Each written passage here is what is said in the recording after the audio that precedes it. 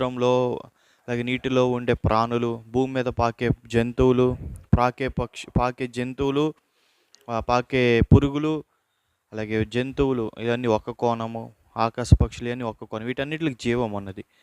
కానీ మానవునికి మాత్రము దేవాది దేవుడు సృష్టించినప్పుడు తన పోలికలో, ఆయన పోలికలో, సృష్టికర్త యొక్క పోలికలో మానవుని చేసి అతనికి జీవము ఇచ్చి, జీవంతో పాటు ఆత్మ కూడా ఇచ్చి ఉన్నాడు. అందుకనే మనము దేవుని దృష్టిలో చాలా అమూల్యమైన వారము, గొప్పమైన వారము, ఘనమైన వారము.